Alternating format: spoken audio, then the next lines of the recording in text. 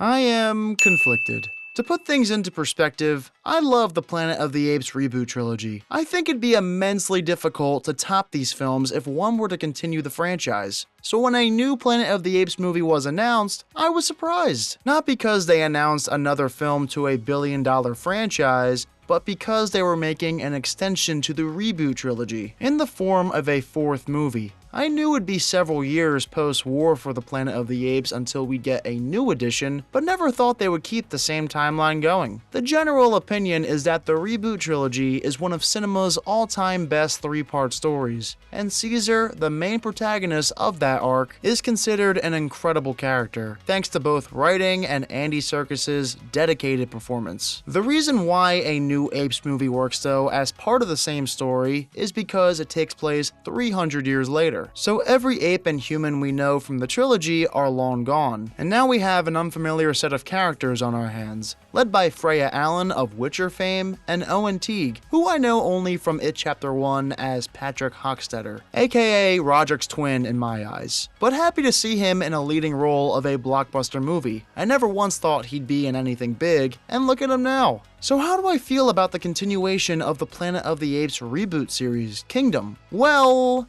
I don't know how to feel. But before I explain why, make sure you give this video a thumbs up and subscribe to the channel. Kingdom of the Planet of the Apes is a movie I like. There's plenty of suspense, world building, and introduces a plethora of characters I grew fondly of. Not to mention the motion capture work for a fourth straight film is sensational. That should go without saying at this point. I think ultimately what will hold Kingdom back from many though are comparisons to the trilogy. But that shouldn't be the case. While these movies share the same universe and Caesar's name is mentioned quite often, this is a totally new world. You probably won't even realize just how sci-fi this movie is until you watch it in theaters. But it very much reminded me of the original movies as well as some other throwback sci-fi films like The Time Machine. Apes rule all. Whereas in the trilogy, humans were a prominent piece to the puzzle, especially in Rise. So it doesn't feel at all like the first three movies. Therefore, comparisons should go out the window. This is a fresh new thing, and honestly, I think this was the best direction they could go in. Caesar's story ended with war, so you can't make another sequel about him. Starting a new chapter 300 years later at least opens the door to a story that has reason to be told. This movie shows us what a future would look like in a world dominated by apes, because it never really got to that point in the trilogy. Apes were up and coming in dominance, but humans still held an edge. In Kingdom, that's no longer the case. So what is society like with humans down the totem pole? Exploring and understanding this world is what got me hooked. I found it fascinating when learning about different ape clans, their technology, if any, and how Caesar's teachings are still used but misinterpreted in the eyes of many. I loved getting a glimpse into the far future of a beloved trilogy, seeing how we went from this to this. So that's probably my favorite aspect of the film, and like I said, there is some suspense. The apes ruled by Proximus Caesar, Kingdom's main villain, are no joke. It's very interesting seeing how they treat humans. It makes you think maybe Malfoy wasn't all that bad. I definitely was on the edge of my seat at times. The pacing is pretty good overall. There's either insightful exposition, which I never viewed as a chore, or a suspenseful action sequence, if you want to call it that. I will say the acting is very good. I was blown away by Owen Teague. Obviously, he did not get to do much in It Chapter 1, but we see his talent on full display here. And I really did like Proximus Caesar as the villain. Kevin Durand is already having a hell of a year. I thought he did great in this role. In fact, I actually prefer him over Woody Harrelson's Colonel, but this is where I get into my negatives, which in turn have created an internal conflict within myself. First off, Proximus Caesar is flat out underutilized. He had potential to be as good as this series' best villain, Koba. Not that he ever would have reached that, I mean, how could you? But like, Proximus is pretty intimidating. It's easy to understand why apes follow him, and clearly his ruling style is in the dictator realm, which is reminiscent of Koba. But Proximus isn't in the movie enough. and definitely not enough for me to hate him like how I hated Koba. So I think the film took a misstep with that character, despite being pretty cool otherwise. Coinciding with that negative, I found it disappointing how the movie leaves us in a strange spot. The finale is kind of anticlimactic, and I have no clue where they plan on taking this series next. It doesn't give us many hints. I'm not even sure where you could go from here. They had something cooking for a while, but ruined their momentum with questionable writing. If they want to make this a trilogy now, good luck. There isn't a whole lot to work with. I thought I had a pretty good idea of what their next direction could be, but nope, they destroyed that in the worst way possible. The film just ended on such a strange note. It truly feels like a one-off movie. There's no anticipation for a sequel. It's almost the exact opposite of Rise, which had so much momentum going into Dawn. But I think the biggest issue I have with Kingdom of the Planet of the Apes is the lack of human conflict. What makes the reboot trilogy so good is this question: can humans and apes live side by side? The answer clearly is no. One species has to be dominant over the other, and while they bring this question up again in Kingdom, there isn't much ground for it to stand on, considering humans are barely in the movie, outside of Freya Allen's character. Of course you're going to run into this problem in a futuristic landscape run by apes, but like, the movie could have dug deeper. Really, all I took away from Kingdom was, oh yeah, some apes just misinterpreted Caesar's teachings, and therefore a lot of them are assholes now, just like the humans once were to apes. The movie doesn't get into the nitty-gritty of that conflict though, or nearly as much as, say, Dawn did, for example. And that's part of what makes that movie amazing. Losing the human element here absolutely hurts Kingdom. It doesn't help that the film has an inability to explain itself during a few scenes. Plus, it's written with a couple big plot holes that, unfortunately, I can't get into without spoiling, but they bugged me nonetheless, and I had to mention that. My takeaway from Kingdom of the Planet of the Apes is that the franchise clearly peaked during Dawn. That movie topped every great idea imaginable within the franchise, plus had the best villain of all. Kingdom had potential, but squanders everything it builds towards with head-scratching writing, particularly in the second half. As stated, I do like the movie, and maybe on rewatch down the line, I'll like it more. At the moment, I actually prefer it over War, so that's a big positive. Truthfully, I just have no idea how to feel about this movie right now. And as far as the future, Kingdom did this series no favors by setting up basically nothing at the end. So as it stands, I remain in conflict with myself over Kingdom of the Planet of the Apes, but hopefully that gets resolved soon.